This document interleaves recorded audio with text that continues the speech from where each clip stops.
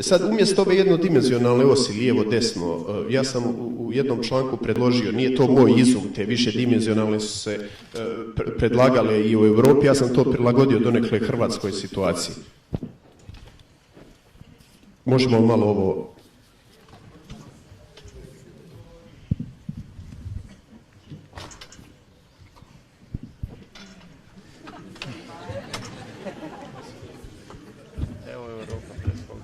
Ne znam koliko će se vidjeti, ali evo, nešto će se bar čuti.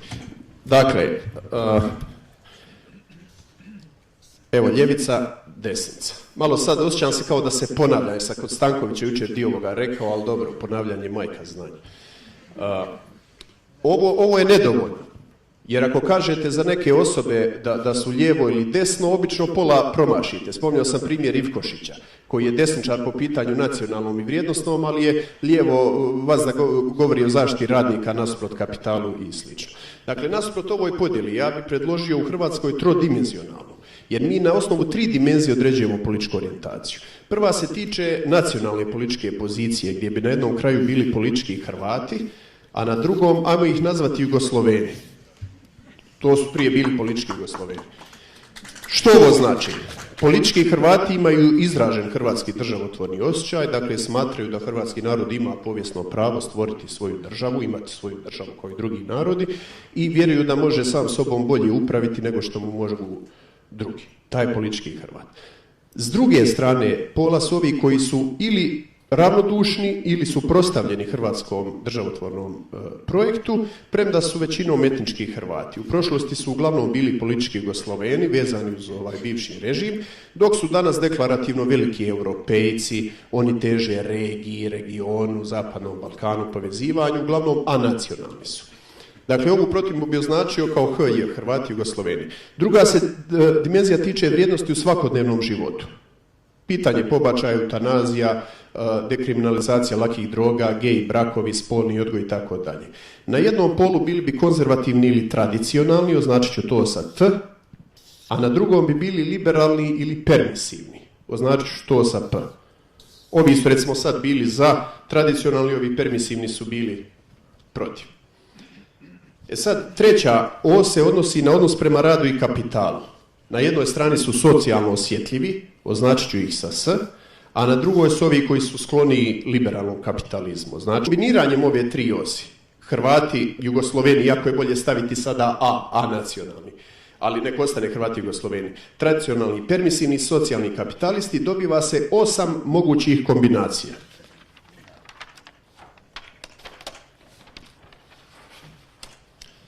To su HTS, Hrvat tradicionalan, socijalno osjetljiv.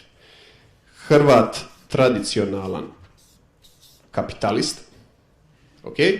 Hrvat permisivan, socijalno osjetljiv i Hrvat permisivan kapitalist. I na ovom drugom polu imamo Jugosloven tradicionalan, socijalan, Jugosloven tradicionalan kapitalist, Jugosloven permisivan, socijalan i Jugosloven permisivan kapitalist. Ovo ću samo ukratko prokomentirati, tu ćemo završiti, čut klapu pa idemo na razgovor. JUTES, Jugosloven tradicionalan, socijalan, ili ga vidite, JUTES. JUTES je vrsta u izumiranju, to i ljudi nestaju. Dakle, najčistiji predstavnik su stari ovi subnorovci. Oni su nepokolebljivi politički Jugosloveni, oni su tradicionalni, oni su svojevremeno šišali čupavce, tukli pedere, slali ih u zatvor na 2 godine i tako. Promicali rad, red, disciplinu, tvrdi tradicionalni. Oni su socijalno osjetljivi. Oni su stvarno vjerovali u taj egalitarizam za narod i ostalo. To je vrsta u izumiranju. Sad, ovaj JUTES ima, ovaj JUTEK, njega ću kratko prokomentirati, ovaj ne postoji. Jugosloven tradicionalan kapitalist. Zašto ne postoji? Pa zato što je to samo teorijska kombinacija, jer u Jugoslaviji nije bilo Jugoslovena kapitalista. Dakle, komunistička vlast je nakon 1945. zbrisala staru radničku klasu, među njima i brojne projugoslovenske hrvatske kapitaliste, koji su potencijalni djedovi ovih današnjih, ali kažem zbog spleta povijesnih okolnosti, oni oni ne postoji tako, samo teorijska kombinacija. Sad dolazimo do vladara današnje Hrvatske. Ovaj spoj, što sam rekao, Vladimira Bakarića, Donalda Trumpa i Eltona Johna. To vam je ovaj, Jupek. Ovo je Nino Pavić. Jupek. Ovaj vlada. Dakle, Jugosloven, permisivan kapitalist. Vladar današnje Hrvatske. Figura koja drži političku, ekonomsku, medijsku i kulturnu moć u Hrvatskoj. Jupek je Jutesov uspješniji, pametniji sin. Vidjet ćemo ovog glupljeg, koji nije uspio u tranziciji, a koji glasa za ovo.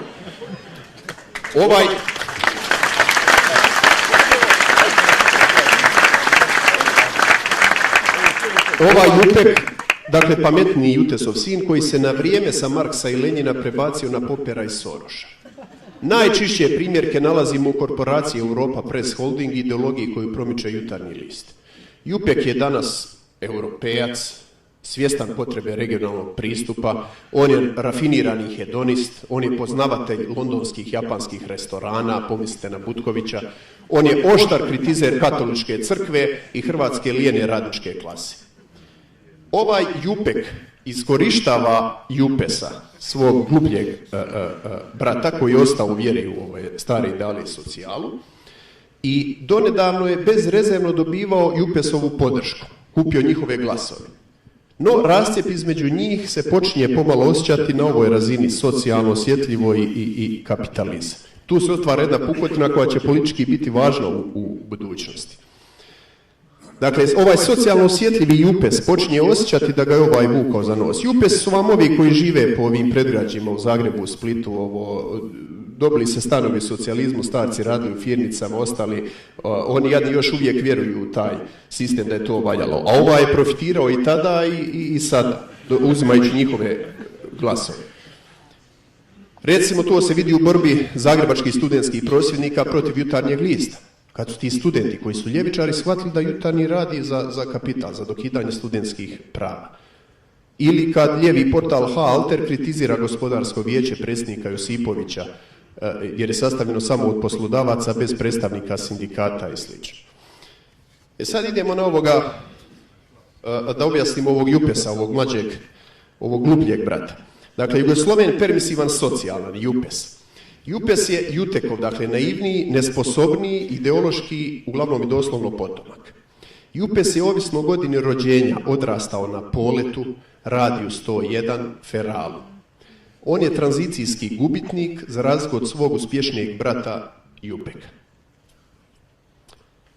Nostalgično odmara dušu na proizvodima jugoslovenske masovne kulture iz 80-ih ili kasnijim proizvodima iz regiona. Usput je upio liberalno-hedonističke vrijednosti kapitalističkog zapada, ali frustriran je što ih zbog neimaštine ne može konzumirati koliko bi želio. Za sve svoje nedaće Jupes okrivljuje Hercegovce, Tuđmana i tajkuna. Sad,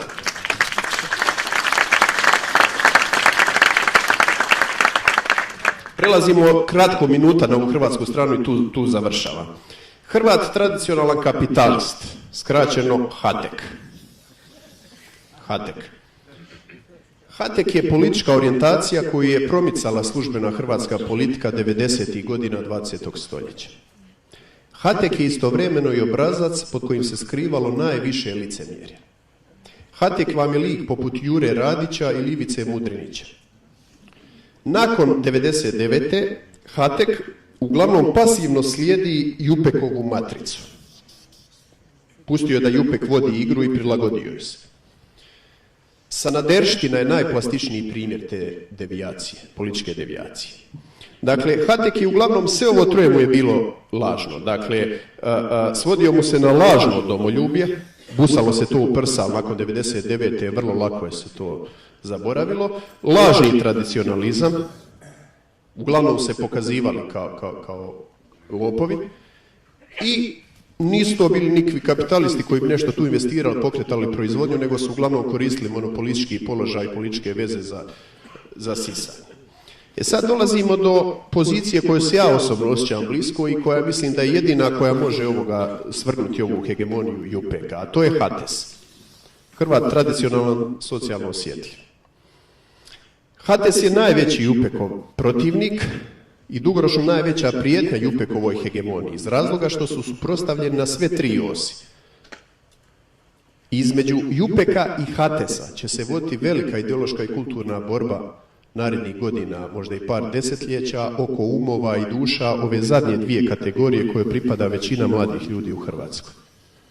Dakle, vodi se borba ideološka oko njih između Hrvata tradicionalnog socijalnog i Jugoslovena permisivnog kapitalista. E sad, HTS potencijalnog saveznika sve izglednije može tražiti u Jupesu.